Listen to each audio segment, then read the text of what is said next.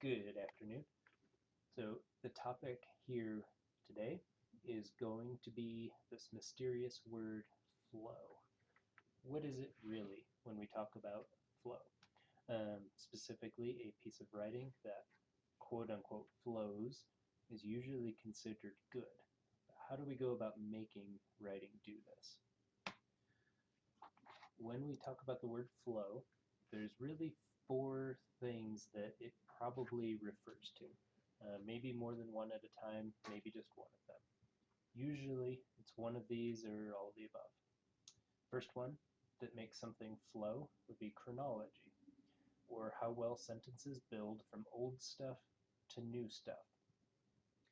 So, for your writers to understand an idea, you need to think of a starting point that will give your audience a foothold into what will lead them forward into new stuff. And usually what you want to do is make this foothold something that your audience can relate to or connect with or already knows. That way, when you give them new information, they're relating it back to old information that is already familiar to them. Coherence, or how well sentences are related to each other in writing, refers to the link between sentences. Does one sentence make sense on its own, but then does its relationship to the next sentence also make sense? If you're jumping between sentences in your writing and the relations between them don't work for your audience, you're going to have a breakdown in coherence, and that'll in turn break down the flow of your writing. Unity, or how well the sentences of an essay focus in on one subject or purpose. Every paragraph should have its own subject and topic, and every sentence within that paragraph should connect to the subject that is being discussed in the paragraph. And in turn, a whole essay is going to have a topic, and every paragraph should relate back to that topic in some way. If you have a sentence or a paragraph that doesn't relate back to anything else, it's going to seem out of place and it's going to break down the flow of your writing. And the fourth one, readability. And that refers to how sentences are arranged and the word choice, which will affect the reading pace. If you have long sentences flowing with lots of words and adjectives and conjunctions that join ideas together and other thoughts attached to it, that sentence is long. I just said a short sentence. So mixing up short sentences, long sentences, complex words with simple words, having a balance between the two will help your reader move through your writing fluidly. So basically, four ways to create flow. Maintain an old/new contract. Anytime you give a reader information, move from first idea to second idea to third idea. Make it chronological. Then make sure to build paragraph unity. You're repeating key ideas and phrases all along. So within a paragraph, probably the idea should be mentioned more than just once. In an essay, your topic is going to be mentioned constantly, where you're referring back to how everything supports your thesis. How does it help prove your thesis? And transitional expressions, this is a way to build that coherence. And you insert these between your sentences to say how the second sentence relates to the first one. So for example, I used the word for example to show you that I'm now talking about an example of what I just said. After I give you an example, I might show you another example. That little word after just shows you after one thing happened, then the next. And that helps your reader bridge between sentences to see the relationships between them. And pronoun references, this helps with readability. It also ties into unity. So when you have a main idea of an essay, you want to rephrase that idea a lot throughout your paragraph, but you don't want to be repetitive. So you would use something like it, or he, or she, or maybe just a restatement of the main idea. So if we're talking about flow, I could say the word flow 15 times in a paragraph, or I could say flow helps improve your writing. It also connects your ideas together. Additionally, to use a transitional expression, flow makes your writing more intelligible to your audience. So I'm repeating the main idea over and over again, but I'm not just using the same word. Okay, so more specifically, if you have a chronology, the old-new contract links old information forwards to new information. So if you've just mentioned an idea, but you want to then talk about a second idea, you might say something like, in addition to my first idea, the second idea also matters. That way you're including the old thought in addition to the second one.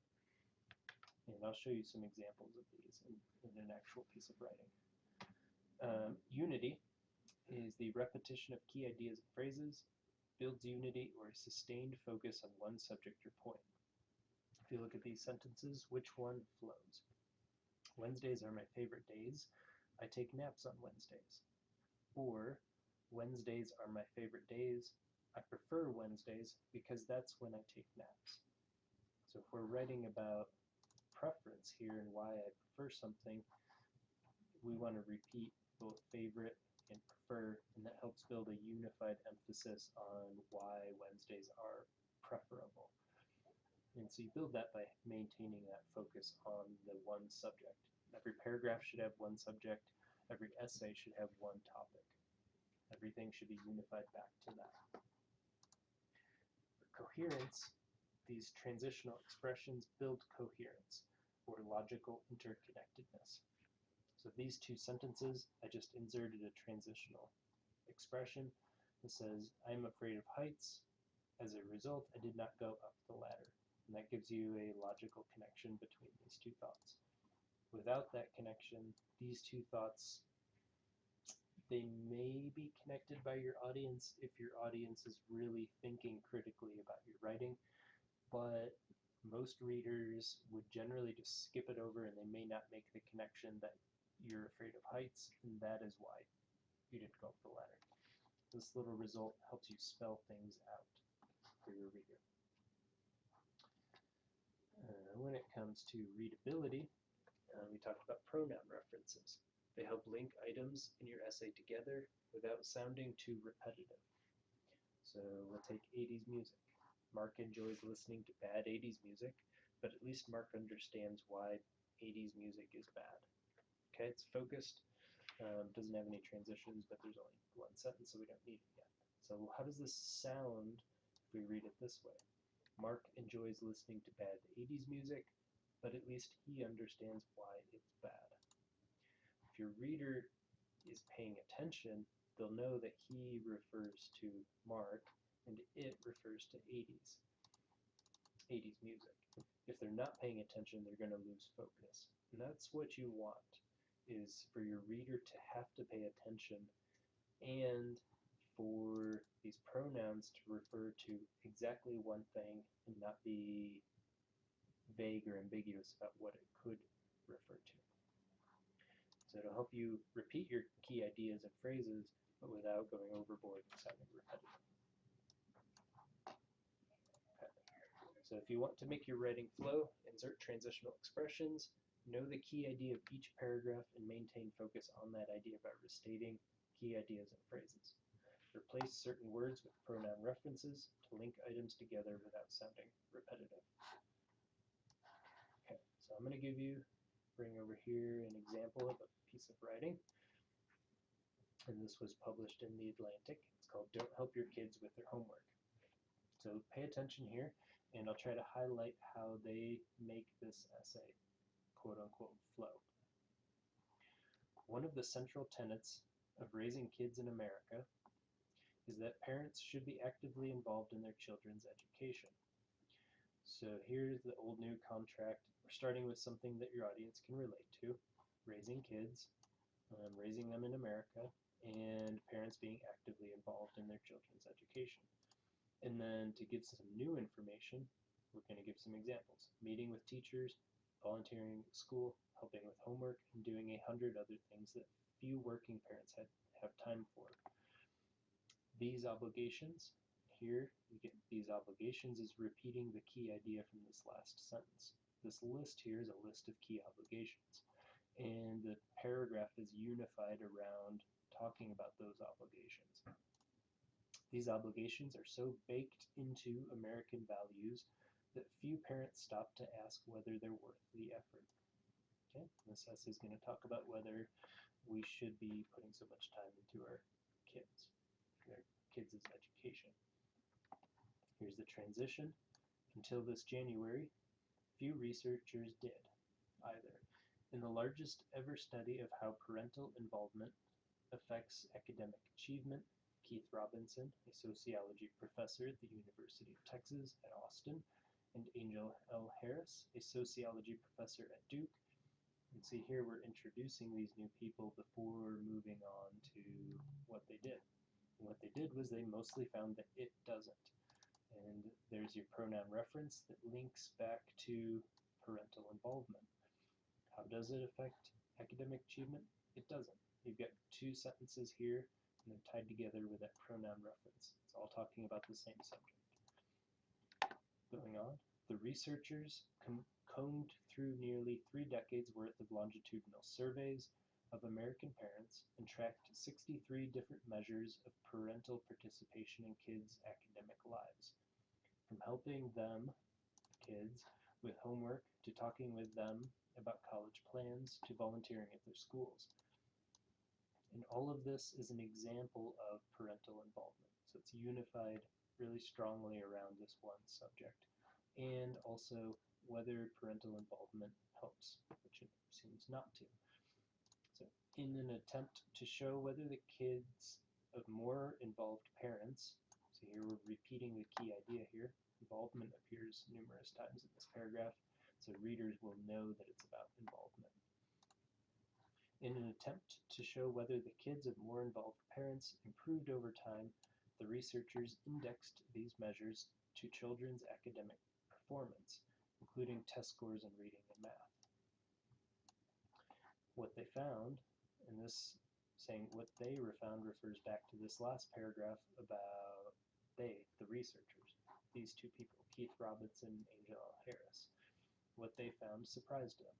And this short paragraph is going to be about their finding.